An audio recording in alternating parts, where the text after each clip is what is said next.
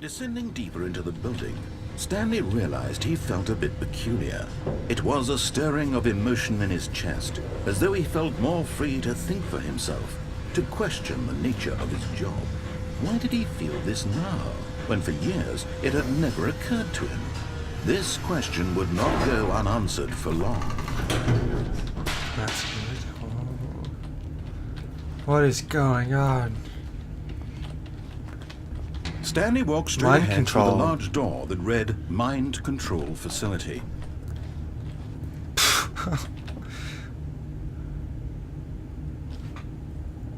I have to go to the mind control. Just have to. This looks so interesting.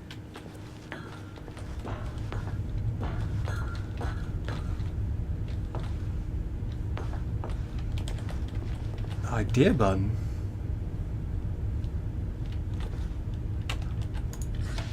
The lights rose on an enormous room packed with television screens. What horrible secret did this place hold? Stanley thought to himself. Did he have the strength to find out?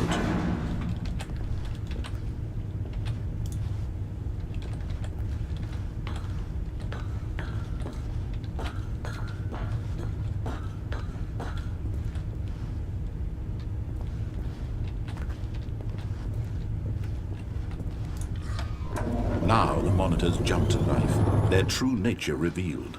Each bore the number of an employee in the building, Stanley's co-workers, the lives of so many individuals reduced to images on a screen, and Stanley, one of them, eternally monitored in this place where freedom meant nothing. Where's Stanley's one?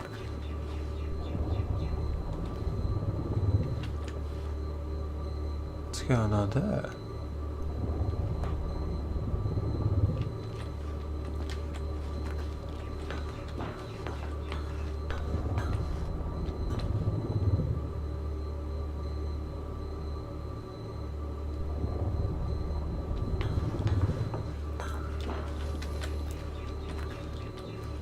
Elevator up? This mind control facility, it was too horrible to believe. It couldn't be true. Had Stanley really been under someone's control all this time? Was this the only reason he was happy with his boring job? That his emotions had been manipulated to accept it blindly?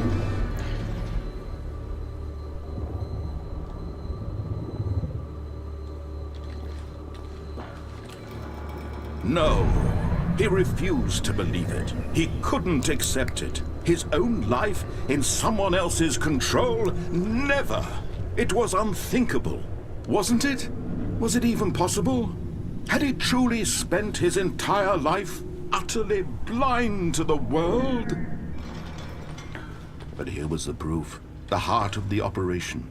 Controls labeled with emotions. Happy, or sad, or content. Walking, eating, working, all of it monitored and commanded from this very place. And as the cold reality of his past began to sink in, Stanley decided that this machinery would never again exert its terrible power over another human life. For he would dismantle the controls once and for all.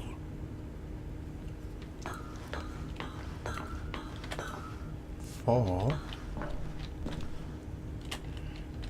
Well, I'm pressing for.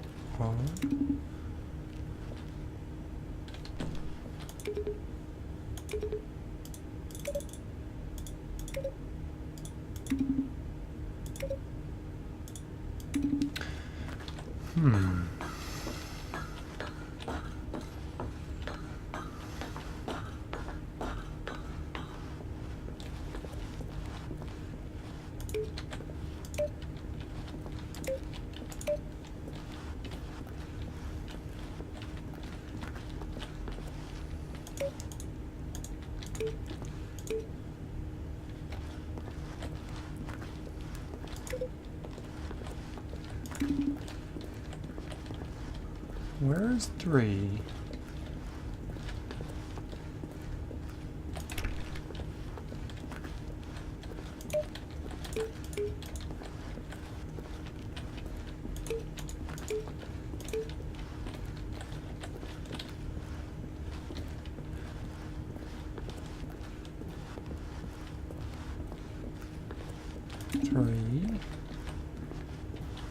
for...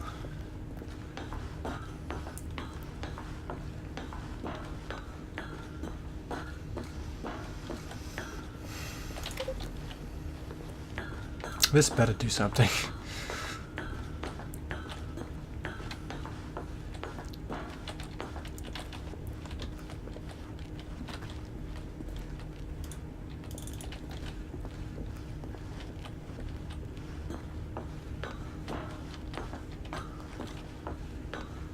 Oh. Oh. Oh, I can't press it. Big red button, you can't press it.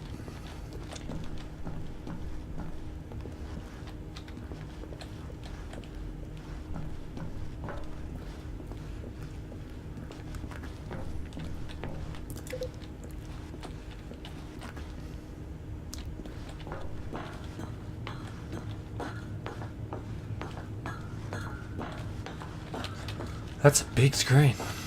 And when at last he found the source of the room's power, he knew it was his duty, his obligation, to put an end to this horrible place and to everything it stood for.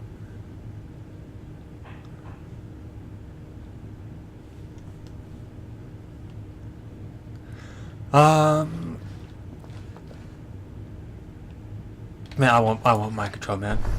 Oh, Stanley.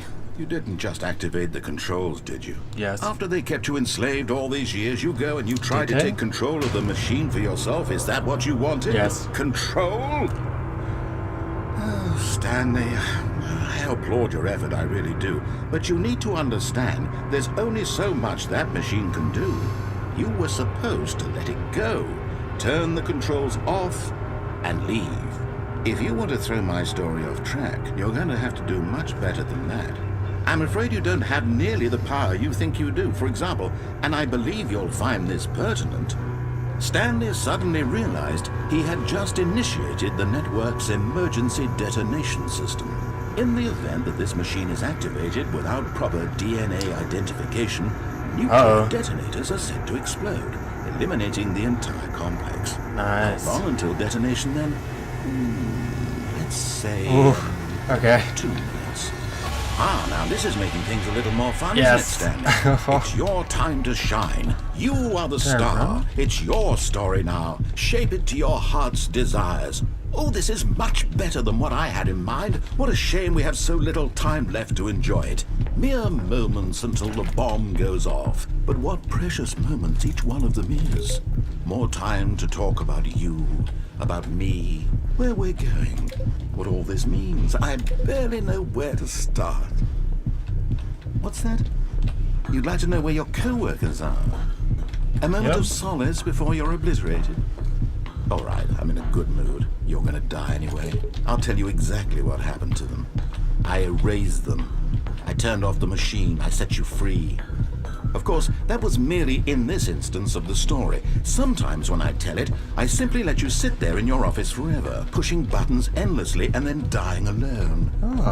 Other times, I let the office sink into the ground, swallowing everyone inside, or I let it burn to a crisp. I have to say this, though, this version of events has been rather amusing. Watching you try to make sense of everything and take back the control wrested away from you, it's quite rich.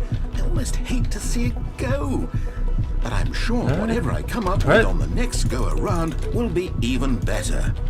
My goodness, only 34 seconds left. But I'm enjoying this so much. You know what? To hell with it. I'm going to put some extra time on the clock. Why not? These are precious additional seconds, Stanley. Time doesn't grow on trees. What am I supposed to do? Oh, dear me, what's the matter, Stanley? Is it that you have no idea where you're going or what you're supposed to be doing right now? Or did you just assume when you saw that timer that something in this room was capable of turning it off? I mean, look at you. Running from button to button, screen to screen, clicking on every little thing in this room. These I clicked one. No, these colored ones. Or maybe this big red button. Or this I clicked that one. Everything, anything, something here will save me. Why would you think that, Stanley? That this video game can be beaten? Won, solved? Do you have any idea what your purpose in this place is? Stanley, You're in for quite a disappointment. But here's a spoiler for you. That timer isn't a catalyst to keep the action moving along. It's just seconds ticking away to your death. You're only still playing instead of watching a cutscene because I want to watch you for every moment that you're powerless. To see you made humble. This is not a challenge. It's That says 3. You wanted to control this world, that's fine. But I'm going to destroy it first, so you can't. 427. Take a look at the clock, Stanley. That's 30 seconds you have left to struggle. 30 seconds until a big boom and then nothing. No ending here, just you being blown to pieces. Will you cling desperately to your frail life, or will you let it go peacefully? Another choice. Make it count, or don't. It's all the same to me, all a part of the joke. And believe me, I will be laughing at every second of your inevitable life from the moment we fade in until the moment I say, Ah,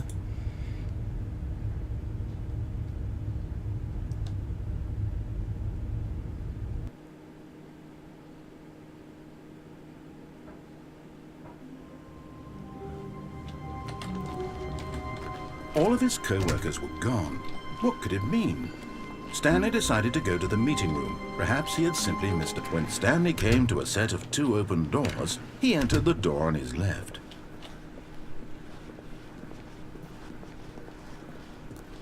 Yet there was not a single person here either. Feeling a wave of disbelief, Stanley decided to go up to his boss's. Coming to a staircase, Stanley walked upstairs to his boss's office.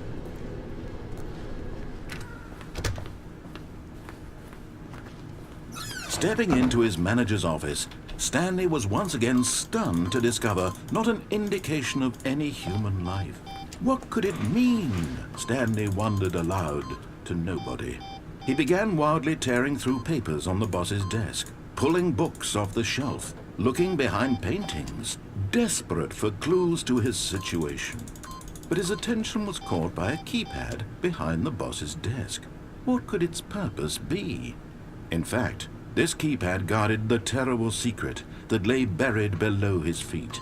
And so the boss had assigned it an extra secret PIN number, 2845. But of course, Stanley couldn't pop it. Incredibly, by simply pushing random buttons on the keypad, Stanley happened to input the correct code by sheer luck. Amazing. He stepped into the newly opened passageway.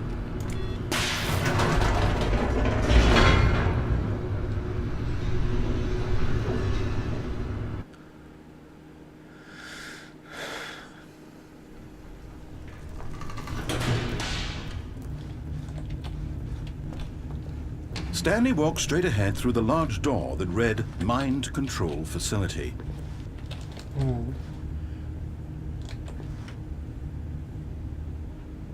Yeah, escape. Although this passageway had the word escape written on it, the truth was that at the end of this hall, Stanley would meet his violent death. Well, that sounds lovely. The door behind him was not shut. Stanley still had every opportunity to turn around and get back on track. Must continue. At this point, Stanley was making a conscious, concerted effort to walk forward and willingly confront his death. Let's do this.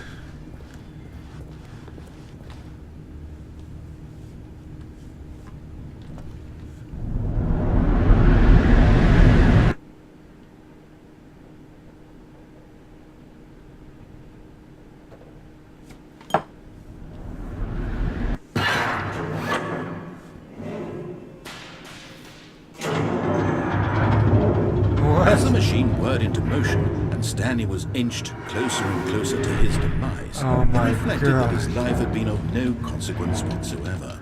Stanley can't see the bigger picture. He doesn't know the real story, trapped forever in his narrow vision of what this world is. Perhaps his death was of no great loss, like plucking the eyeballs from a blind man. So he resigned and willingly accepted this violent end to his brief and shallow life. Farewell, Stanley.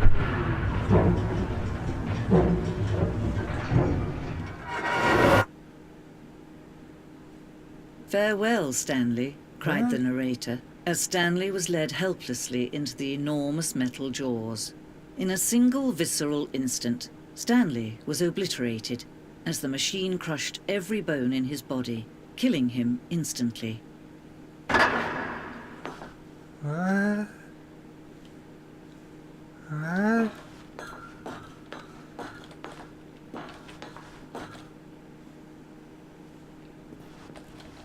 And yet it would be just a few minutes before Stanley would restart the game, back in his office, as alive as ever. What exactly did the narrator think he was going to accomplish? I have no idea.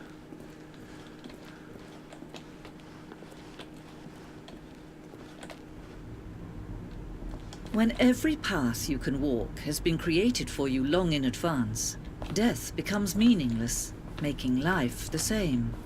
Do you see now? Do you see that Stanley was already dead from the moment he hit start?